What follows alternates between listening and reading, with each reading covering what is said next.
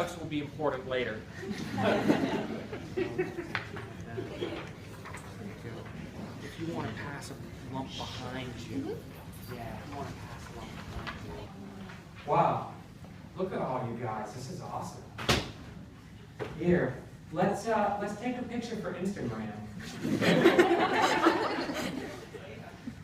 I'm going to do a panoramic, so I can get everyone. Here's the thing, I want you to wave to Twitter, but don't move, because if you move, it'll get all blurry and stuff. So just, okay, so to you, and then we'll have the customary musical interlude, and then we'll do a Q&A. But I did want to start by reading a piece from the new story. This is a chunk from the middle of the new book, The Fireman. But don't worry about being confused. I wrote some introductory matter. So by the time we go into the scene, you'll know who everyone is and what they want, what's happening. Okay, so we'll just go for it. An incurable spore called dragon scale has raced through the nation, an unlikely infection that kills by spontaneous combustion. The mic is awesome. Like, I get up here and I feel like I should be one of these like with the pacing. I feel like I should be one of these inspirational speakers who's like, you can be a winner, and you! Well, maybe. Let's start again. Okay. An incurable spore called dragon scale has raced through the nation, an unlikely infection that kills by spontaneous combustion. As the plague takes hold, hospitals burn and neighborhoods go up in smoke. The charred dead are everywhere. Infected and pregnant, Nurse Harper Willow. She got perhaps 12 steps when someone called out to her. Nurse Willows, Nelson Heinrich shouted. Where are you going? The path to the infirmary is up here. He stood on the boards with Jamie close. Jamie was dressed in the same clothes she'd been wearing the last time Harper saw her, the blaze orange snow pants and the puffy slate-colored parka. The only thing different was that she had taken off her Tyrion Lannister mask. That snow is up to your neck. Why don't you come back here before you're buried alive? Nelson's face was scrubbed red from the cold, and he grinned to show his 2 front teeth. Harper's breath steamed.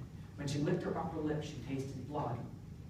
It took her almost 5 minutes to trudge the 20 steps back to the boards, wading waist deep in the snow, powder getting inside her boots. Jamie and I were just off to relieve the lookouts at Mother Carroll's. Good thing we showed up when we did. You were turned all around.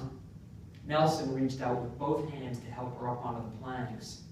He frowned, but his eyes were gay with amusement. Look at all these tracks. We have rules, you know. No stepping off the paths. What if a hunter wandered by and saw all the tracks you've made? By God, if we were discovered, they'd ship us all off to Concord. If they didn't just shoot us right here. Wandering puts the whole camp in peril. Mr. Patchett and Mother Carroll have been very clear about that. 1 hour with a stone should remind you of your responsibilities.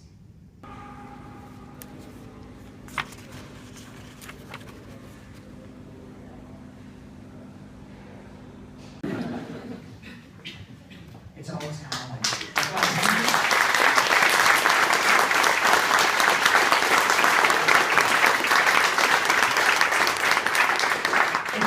kind of like, this nice, gentle, pregnant woman was just bullied by a gang of teenage sociopaths. Do we clap for that shit? You know, it's like, yeah! Sociopathy. Yeah. And of course, I know it's this really grim bit of the book, and I've read it, and I think people respond to it, but I sort of, I know people feel uncomfortable clapping, and I'm okay with that. You know, the nightmare that keeps me awake at night, and I don't know if this reached over here to the United Kingdom, but you just worry about losing your cool when you're up on stage in front of them. You just want to be cool, like you got a bunch of people looking at you. And the nightmare that keeps me up at night at like 2 a.m., is an image of the late, great Jeb Bush on stage in front of a political audience, and he just delivers this dope line, and the room is completely silent. And he lost his cool, and he was like, please clap. And it's like, you just don't want to be that guy. Yeah, it's a real bleak section of the book to have read, and it is a sort of end of the world novel, but there are lots of sunny parts in it. It's a more sort of optimistic look at the last days, and I don't want to give the wrong impression that it's no fun. The world's going down, but people do have a couple of chuckles before it's over. The camp that we see here, Camp Wyndham, the shelter for the infected, in the section I'm reading, it is at a time when the place has become very dangerous. But there was an earlier time when the infected would get together and they would all share these moments of group approval and pleasure and satisfaction and happiness. They would share each other's feelings of empathy. And in those moments when they all sing together or share some other big group pleasure, they all light up and they rise into this almost sort of transcendental space where it's just, they're shimmering with happiness.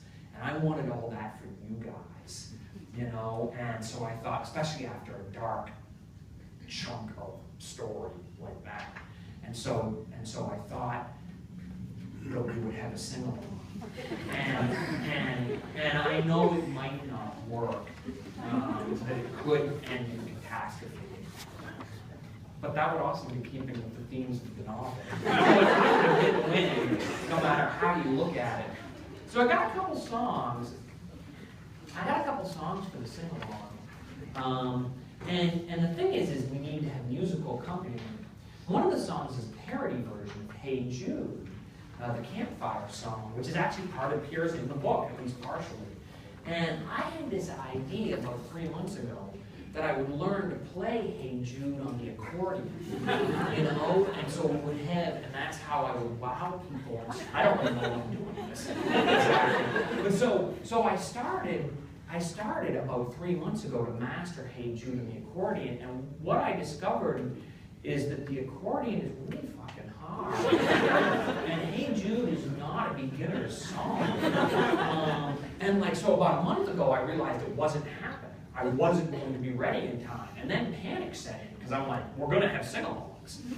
But we got to have music. And I don't know what I'm going to do. And I'm just, And then what happened is, I had a flash of insight, a stroke of brilliance. And this actually happens about 5 times a week. I have like one of these moments.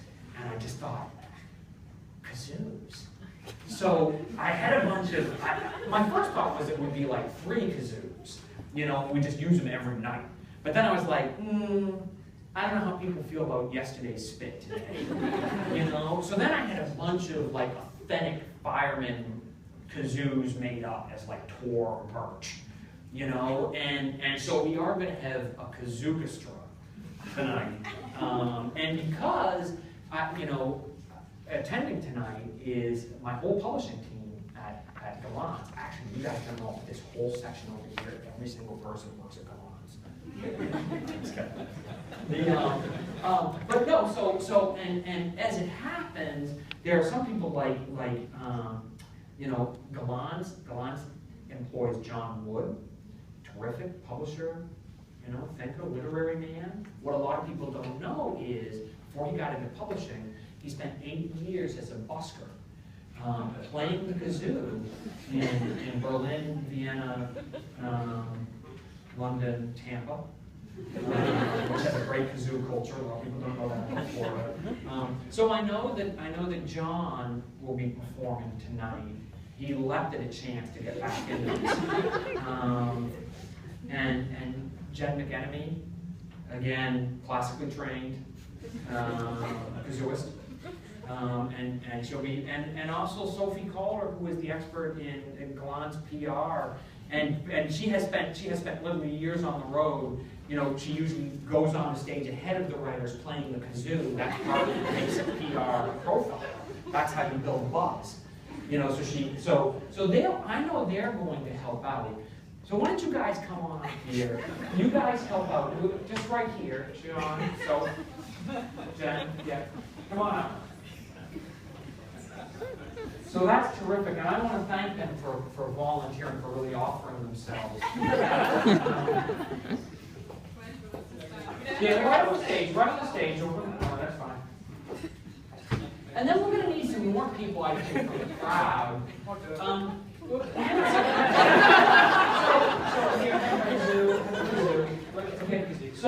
So here's the thing. Like, I did this, so I will be looking for volunteers who are ready to play the kazoo on stage and who are familiar with the themes, the melodies of Hey Jude, Chim Chim Cheree. In the Midwest, people were very shy about volunteering. And if I need 3 volunteers who have those melodies, and if nobody were to raise their hand, I would just have to pick people randomly. My feeling is the best way to do that is I always look for whoever seems the most shy and vulnerable and select them to come up on stage. And I'm not really worried about how it works out for them, because my feeling is, if there's 120 people here and 3 people humiliated on stage, the numbers are still pretty good. It's only like 3 people had a lousy time. The figures are excellent. But I would look for volunteers if people want to raise their hands. And I encourage you to be brave. This is a book about standing up for the weak and fragile and defenseless. Have nerve, have courage. Are there 3 people who might be willing to raise their hands and join in? Yeah, I'll do it. Okay, you're in. You're in. And you're in. Yeah, you're in. And I know it's like almost no one here wants to raise their hand. Like, they're like, take them. Take them. You? Yep, you with some blue tints in your hair. You come on up. You're in. I saw you raise your hand. Yeah. I think I saw you raise your hand. Either that or she raised your hand. I don't really care which it was, though. Come on up. You're in. Come on up. You're in. You're in. Come on up. Okay, this is awesome. I'm stoked.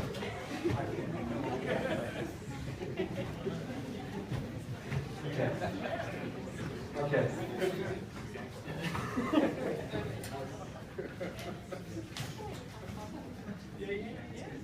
Okay, so let's just to make sure, I just want to work with the Kazookestra for a couple minutes and just make sure that they're ready to perform. So let's just start with I just want to have a few bars of melody to make sure you guys are all working together as a cohesive group. So just hit me with the opening of Bronny Your Stomp by Led Zeppelin. Go!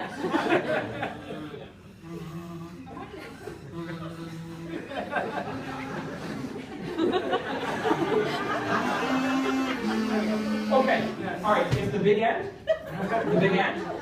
Big end. And it's a hum. It's a hum, not a blow. So think hum. Okay, let's hear the beginning of Hey Jude. Go ahead, just hit me with it.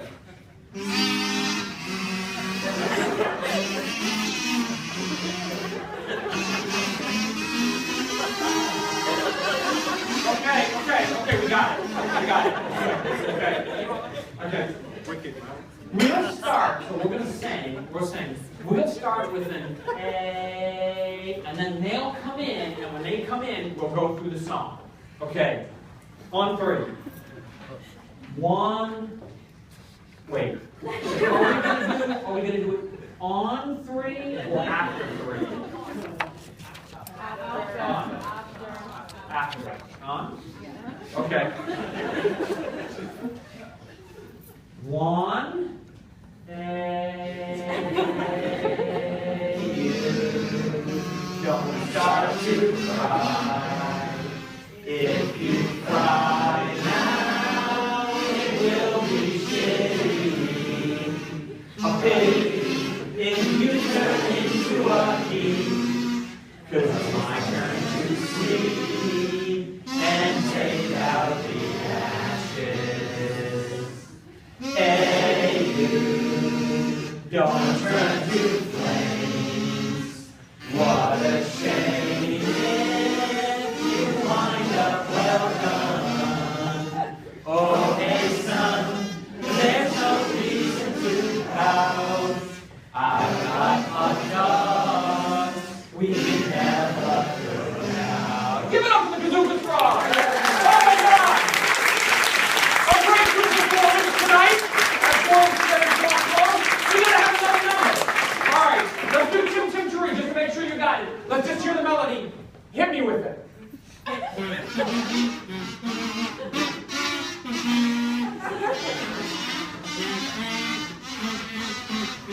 Okay.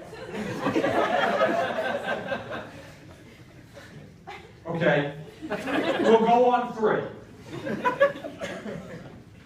Chim chimney, chim chimney, chim chim a sweep is as lucky can be. Chim chimney, chim chimney, chim chim good luck will rub off when I shake hands with you. Or blow me a kiss, pretty mama. And that's lucky too. Freestyle!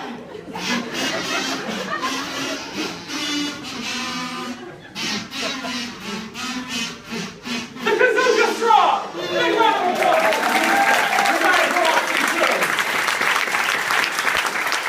Thanks so much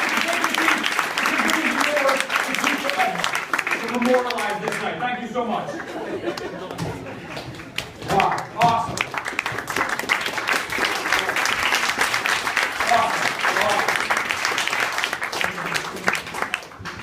Wow, there's nowhere to go but down from there. And that's where we're headed. So we do like a Q&A now. Like that's generally how these things break down. So I'll answer questions about anything, you know, whatever you guys want to talk about. The new book, the older books, the TV show that didn't happen, the other TV show that didn't happen, the movie adaptation of Horns, relationship advice. I actually got asked for relationship advice in Minnesota, I think it was. No, it was LA. And my predominant relationship advice is don't send her a dick pic. No matter how good an idea it seems at 2 in the morning on like after a good Saturday night, it won't fly. It won't be cool. She won't be like, oh, that was awesome. I was waiting. But I mean, this is a safe space where we can share our feelings with each other. So there's no place the conversation can go where we'll regret it. There's no such thing as a bad question. And I know you're thinking, wow, there's probably some really bad questions. I got asked in Phoenix, a guy stood up and said, what would you do if you bit into a burrito and it started screaming? And that was an actual question I got. So you can do no wrong. You want to know the answer, don't you? You want to know the answer, right? What I do? Well, because I have like an empathic, loving heart, my first instinct would be like, oh my God, to be like put one into the burrito and seal it up, you know? And then I'd take it home and give it a name, and like we'd watch TV together, we'd watch like, you know, Animal Planet and stuff, and you know, that's what the caring part of me would want to do. But there's another part, the cold, logical part, which says you've already been too.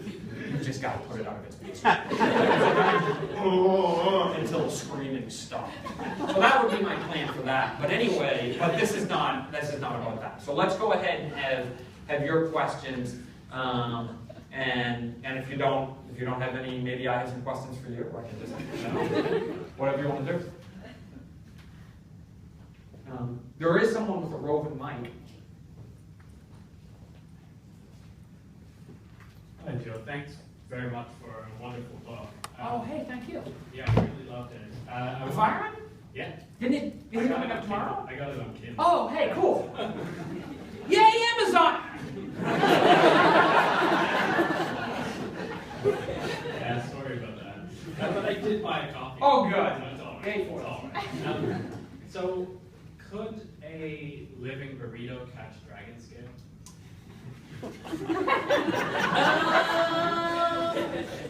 It seems pretty much attached to human beings, so probably not. Although there's some indication, one of my heroes, John Rookwood, speculates that there have been 6 extinction events on Earth and that none of them were caused by meteors. There was always dragon scale, that the dragon scale is a kind of planetary T-cell. And that the idea is, you know, it's under the ice in Antarctica, and then when the world heats up, the ice melts, and the dragon scale gets loose and finds a species to attach itself to. And then that species begins to incinerate itself, and creating a lot of smoke, which pours up into the atmosphere, thus cooling off the world, causing a freeze and forcing the dragon scale back into the ice again. And so this is just a kind of recurring cycle. If the dragon scale, for whatever reason, molded itself to burritos, you know, none of this would have happened. None of what happens in this story would have come to pass. But it seems to have selected us. So the serious question was, at the beginning of the book, you seem to suggest that a dragon scale starts from smog caused probably by industrial waste. Right. But you've never really... Yeah, no one really knows. No one seems to really know where it came from. There are several theories advanced. There's John Rookwood's theory, which is that the dragon scale was under the ice. And when the ice caps melted, this stuff got into the air and was able to infect us. Another theory is there was a real place, this is not made up, there's a real place in Russia called Rebirth Island. And in the 80s and 90s, the Russian military experimented with weaponized pathogens, weaponized anthrax and smallpox out on the island. Then later they had, in a fit of conscience, they decided actually weaponized diseases are a bad idea, since they're so indiscriminate. And so they shut down the facility and left all the pathogens there. Because it was on an island in a lake, they felt like all that stuff would be safely put away. Unfortunately, the lake is dry. It's now just a crater of mud, and animals go on Rebirth Island all the time and wander around the facility and wander back out. And that actually, I didn't make that part up. That part is actually true. And so Harper, my lead character, speculates that dragon scale was a pathogen in Rebirth Island that got out. The third theory is dragon scale is a fungal infection, sort of like the world's worst case of athlete's foot. And Harper speculates that it's possible that God put a weaponized athlete's foot, cast a weaponized athlete's foot down upon us to punish us for Crocs, which are a great misstep in the history of footwear. No pun intended. But the book never really explores where it came from. We don't know, it's just there.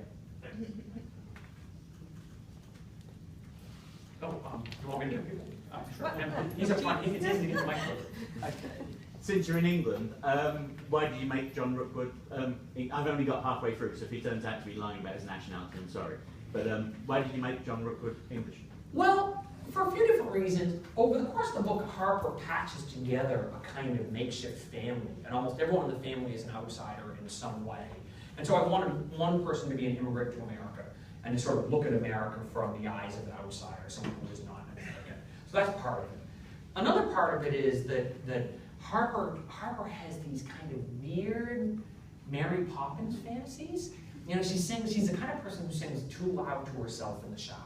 And she's like, her idea of comfort food is like a 1950s, 1960s era Disney musical. You know, and she really liked Mary Poppins. And so I felt like if she is a stand-in for Mary Poppins, she had to have her bird, her chimney sweep. And so that kind of seemed like the right role for John Rookwood, who I always did sort of imagine as being like that great Englishman, Dick Van Dyke.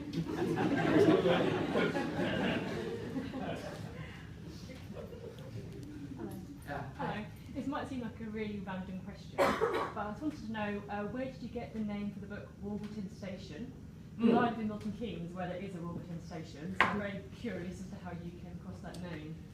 So when I was on tour for Nosferatu with Sophie Calder's predecessor, John Weir, we were on a train, and there were some soccer louts who got on, who were like, you know, yelling and drunk and really rude, and I thought, these guys are like werewolves and they could bite our throat out, and they got off at Wolverton Station, and I thought, oh, there's a story here. And so I actually wound up writing Wolverton Station while I was on tour in England on the trains. The whole story was written on trains. And it is a story about a man, an American businessman, who was kind of promoting a sort of Starbucks-like coffee shop in England, and he gets on a train to open one, I forget where, and a werewolf sits down next to him. It's actually a wolf in a business suit, and they have a conversation about the animal nature of capitalism. There's a fellow back there.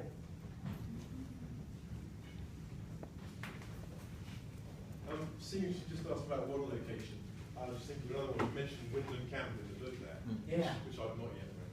But Wyndham Camp, is that a place as well, or is it, given this is an apocalyptic book, is that named after John Wyndham? A lot of the, are you a large?